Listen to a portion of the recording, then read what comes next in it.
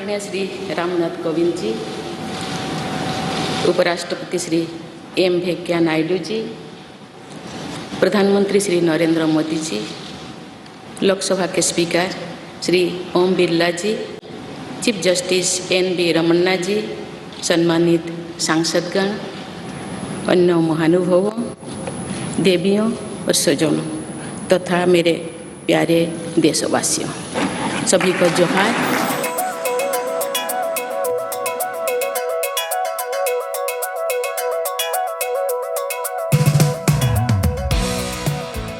पच्चीस जुलाई 2022 आज का दिन देश के हर नागरिक के लिए बहुत ज्यादा खास रहा।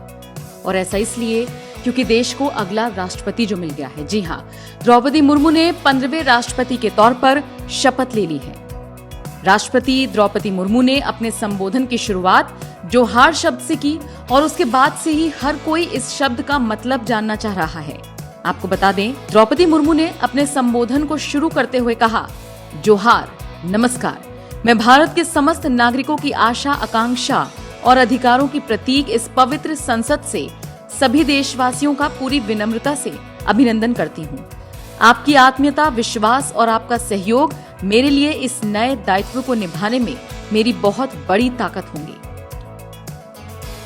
अब ये जो संबोधन उनका सामने आया, जोहार शब्द सामने आया, इसको लेकर बहुत सारे लोग जानना चाह रहे हैं कि आखिर जोहार का मतलब क्या होता है। चलिए हम आपको बताते हैं। दरअसल आदिवासी समाज में जोहार शब्द काफी महत्वपूर्ण होता है। जोहार शब्द का इस्तेमाल आम बोलचाल में नमस्कार या फिर प्रणाम की तरह किया जाता है। आदिवासियों की ओर से इस्तेमाल किए जाने वाला जोहार शब्द ऑस्ट्रो एशियन भाषा परिवार से ताल्लुकात रखता है। अब आप सब जानते ही हैं, ट्राइबल वुमेन है, यानी आदिवासी समाज से वो आती हैं। तो ऐसे में जब वो देश के सर्वोच्च पद पर बैठी, जब राष्ट्रपति पद की उन्होंने शपथ ली, तो उन्होंने अपने आदिवासी भाइयों और बहनों के साथ साथ पूरे देश को जोहार यानी कि नमस्कार कहकर संबोधित किया। वैसे इस दौरान और भी कई सारी चीजें देखने लायक थी, जैसे राष्ट्रपति द्रौपदी मुर्मू ने इस खास मौके पर खास तरह की साड़ी पहनी हुई थी।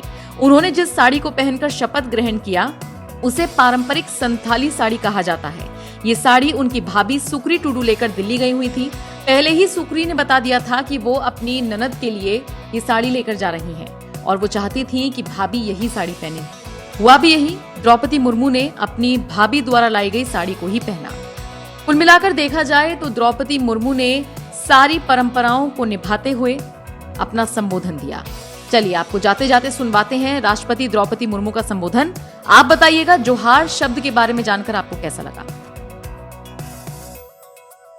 आदरणीय श्री रामनाथ कोविंद जी, उपराष्ट्रपति श्री एम वेंकैया नायडू जी, प्रधानमंत्री श्री नरेंद्र मोदी जी, लोकसभा के स्पीकर श्री ओम बिरला जी, चीफ जस्टिस एन.वी. रमन्ना जी, सम्मानित सांसदगण, अन्य महानुभावों, देवियों और स्वजनों तथा मेरे प्यारे देशवासियों, सभी को जोहार।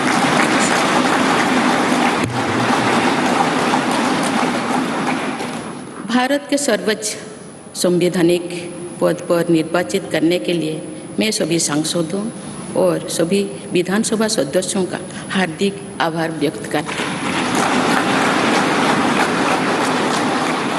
आपका मत देश के करोड़ों नागरिकों के विश्वास की अभिव्यक्ति है।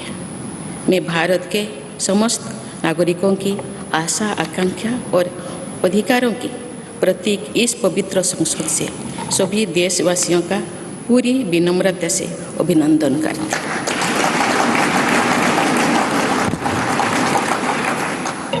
आपकी आत्मीयता, आपका विश्वास और आपका सहयोग मेरे लिए इस नए दायित्व का निभाने में मेरी बहुत बड़ी ताकत रहेगी। मुझे राष्ट्रपति के रूप में देश ने एक ऐसे महत्वपूर्ण कालखंड में चुना है जब हम अपनी आज़ादी का अमृत महोत्सव मना रहे हैं।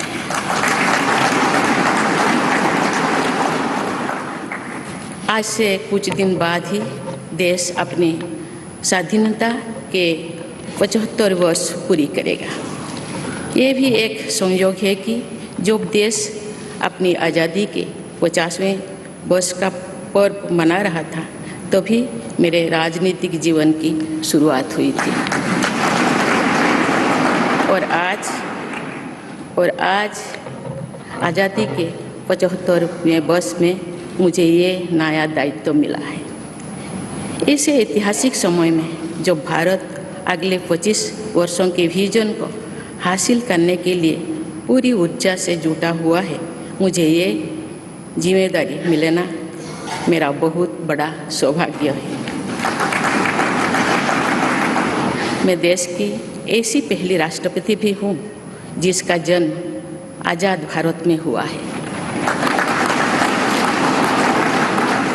हमारे स्वाधीनता सेनानियों ने आज़ाद हिंदुस्तान के हम नागरिकों से जो अपेक्षाएं की थी, उनकी पूर्ति के लिए इस अमृत काल में हमें तेज गति से काम करना होगा।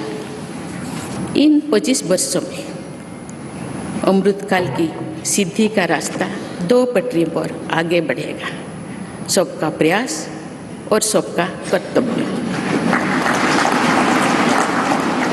भारत के उज्जवल भविष्य की नई विकास यात्रा हमें सबके प्रयास से करनी है, कर्तव्य पथ पर चलते हुए करनी ही है। कल यानी 26 जुलाई को कारगिल विजय दिवस भी है। ये दिन भारत की सेनाओं के शौर्य और संयम दोनों का ही प्रतीक है।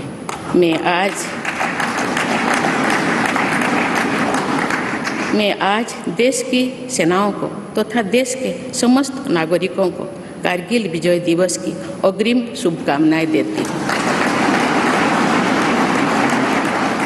देवियों और स्वजनों, मैंने अपनी जीवन यात्रा पूर्वी भारत में ओडिशा के एक छोटे से आदिवासी गांव से शुरू की थी। मैं जिस पृष्ठभूमि से आती हूँ, वहाँ मेरे लिए प्रारंभिक शिक्षा प्राप्त करना भी एक सपने जैसा ही था, लेकिन अनेक बाधाओं के बावजूद मेरा संकल्प दृढ़ रहा और मैं कॉलेज जाने वाली अपने गांव की पहली बेटी थी।